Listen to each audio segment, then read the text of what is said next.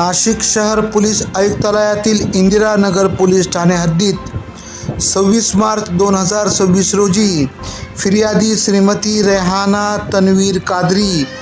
यांच्या घरात गौरव पाटील, आदित्य तायडे, सागर सोनार व वेदांत पाटील यांनी अनधिकृत प्रवेश करून फिर्यादीच्या गळ्याला सुरा लावत अर्धा तोळ्याची सोन्याची चेन ओरबाडून खाली असलेल्या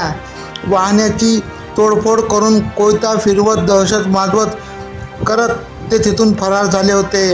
याबाबत अंबड गुन्हे शाखा युनिट क्रमांक 3च्या बहादर पोलिसांनी तपास करत असताना वंडर बॉय पोलीस हवालदार भूषर सोनवणे यांना मिळालेल्या गोपनीय माहितीवरून वरिष्ठांच्या मार्गदर्शनाखाली दत्त चौक येथील वेदांत प्रवीण पाटील वय 20 राहणार महालक्ष्मी चौक सिडको व एका विधी संघर्षित बालकास ताब्यात घेत पुढील कारवाई कामे इंदिरानगर पोलीस ठाण्याच्या ताब्यात देण्यात आले।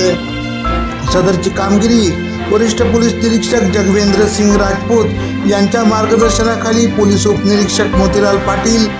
प्रवीण बोडके, योगेश चव्हाण, भूषण सोनवणे, भगवान जाधव, चारुदत्त निकम यांनी केली। AKP न्यूजसाठी ब्युरो चीफ अनवर खान पठाण, नाशिक।